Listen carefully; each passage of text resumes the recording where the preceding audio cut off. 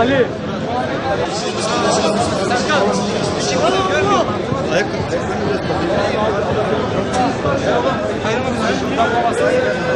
Allahu Ekber! Allahu Ekber!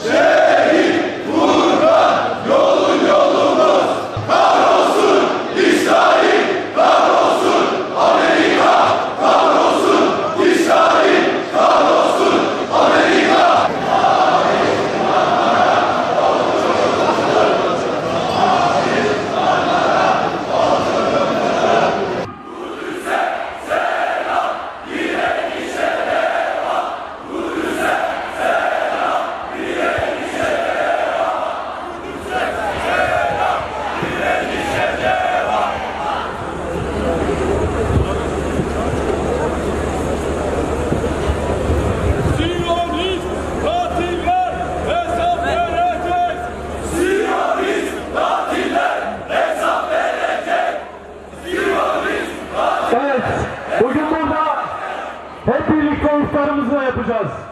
İftarımıza çok fazla bir zaman kalmadı. Onun için konuşmalara geçiyoruz.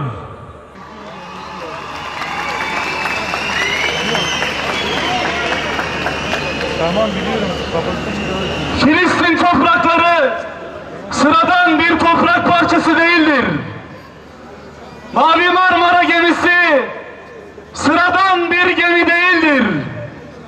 Filistin toprakları peygamberlerin bize emanetidir. Peygamberlerin bize emaneti olan bu tertemiz topraklar bugün necis ellerdedir. Allah'ım Kudüs'ü, Mescid-i Aksa'yı, Beytül Makdis'i bu necis ellerden kurtarmayı bizlere nasip eyle. Allah bu meydanlarda, Türkiye'nin her tarafında, Gazze'de, dünyanın hemen her yerinde Mavi Marmara'yı unutmayan, Kudüs'ü unutmayan bütün kardeşlerimize rahmet eylesin. Bugün burada şehit aileleri de var. Mavi Marmara'da canlarını verenlerin aileleri ve çocukları da var. Allah onları da cennetlik etsin. Rabbim ayaklarına taş bile değdirmesin. 8 yıldır acılarını yüreklerine gömdüler ama Kudüs için eşlerinin akıttığı kanlarda mis kokusu duydular. Allah'a şükürler olsun. Şehit eşleri, şehit çocukları bu toplumun geleceğidir ve asla onları unutmayacağız. Allahu Ekber! Allahu Ekber! Allahu Ekber! Dün yaralanan Gazze'li Filistinliler Mavi Marmara'yı anmak için denize açıldılar. Gemiyle yola çıktılar. Hem Mavi Marmara'yı hatırlattılar hem de ambargonun ve ablukanın kalkmadığını da hatırlattılar. Değerli kardeşlerim, biz kardeşiz. Bir olmak zorundayız. Beraber olmak zorundayız. Şu anda biliyorsunuz Kudüs'ü işgal ettiler. İyice ele geçiriyorlar. Mescid-i Aksa'yı yıkmaya çalışıyorlar. Gazze Mescid-i Aksa savunucusudur. Gazze Kudüs muhafızıdır. Onun için Gazze'deki Müslümanların mücadelesini yok saymak yanlıştır. Allah'ın gazabını çeker.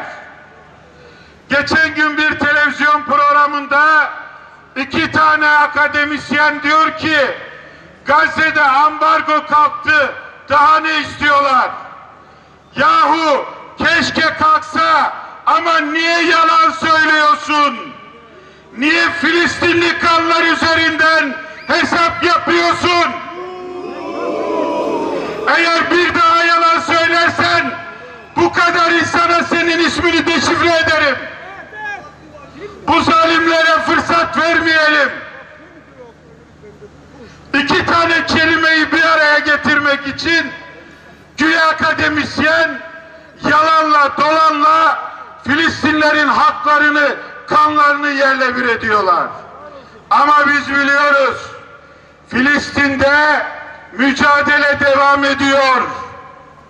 Ta ki Kudüs kurtarılana kadar bu mücadele devam edecek. Mehmetçiğin Kudüs'e gitmesi gerektiğini bir kez daha vurguluyoruz. Şöyle slogan atın bakalım.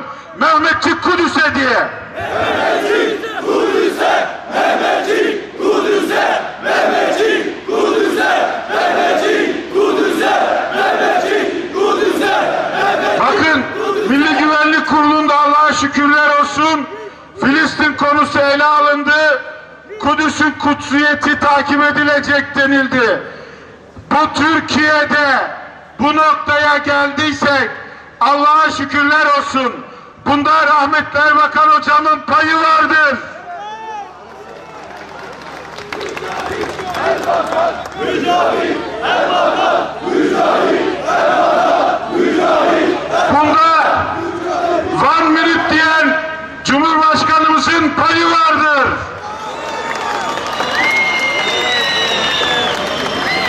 Bunda Mavi Marmara şehitlerinin payı vardır. Ve size bir şey söyleyeyim. Filistin davası sadece bizim davamız değildir. Sadece hükümetin davası da değildir. Sadece Türkiye'nin davası da değildir. Filistin davası insanlık davasıdır. Filistin davası iyilik davasıdır. Onun için buradan sesleniyorum. Mavi Marmara ve Kudüs politik kaygılara kurban edilemez. Türkiye'deki bütün partiler, sağ, sol, İslam, İslamcı, Kemalist, laik, herkes Filistin meselesine sahip çıkmalıdır. Ve nitekim de kısmen de sahip çıkmışlardır. Onun için Kudüs bu ülkenin birleştirilmesidir. Kudüs emperyalizme karşı çıkmaktır. Kudüs Siyonizme karşı çıkmaktır. Eminim ki şu anda Rabbimizin onlar diridirler. Fakat siz şuurunda değilsiniz. Farkında değilsiniz. Onlar diridirler. Rableri katında rızıklanmaktadırlar buyurduğu, müjdelediği şehitlerin ruhları da aramızda.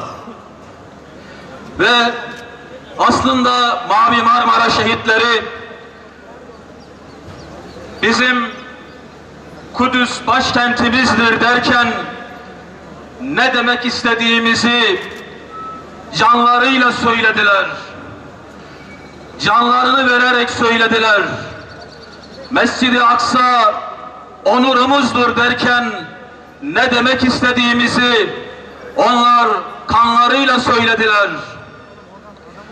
Ve biz şunu çok iyi biliyoruz ki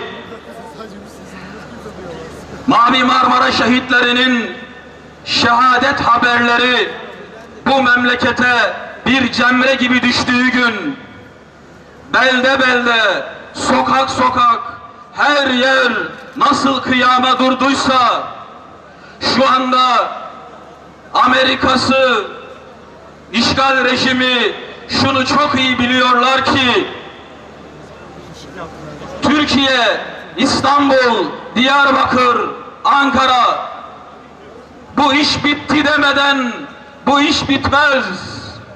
Biz Kudüs'ü bıraktık demeden Kudüs sizin olamaz.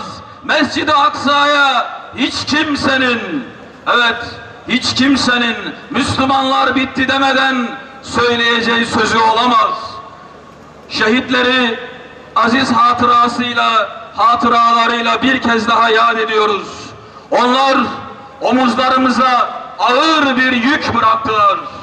Bundan sonra kıyamete kadar onlar bizim kardeşlik derken, Gazze'deki kardeşlerimiz derken ve Kudüs bizim başkentimizdir derken bu sözlerimizin hamaset olmadığını, slogandan ibaret olmadığını hatırlattılar, söylediler. Rabbim onların ahitlerine sadık kalmayı nasip eylesin. Onların emanetlerini izzetli bir şekilde taşımayı nasip eylesin. Hepinizi saygıyla selamlıyorum. Esselamu Aleyküm ve Rahmetullah. Bu programa katıldığınız için bir 31 Mayıs'ta daha Mavi Marmara'yı unutmadığınız ve unutturmadığınız için 10 şehidimizi, yakınlarını ve Kudüs'ü seven, yüreği Kudüs için atan milyonları unutmadığınız ve cesaretlendirdiğiniz için hepinize çok çok teşekkür ediyoruz.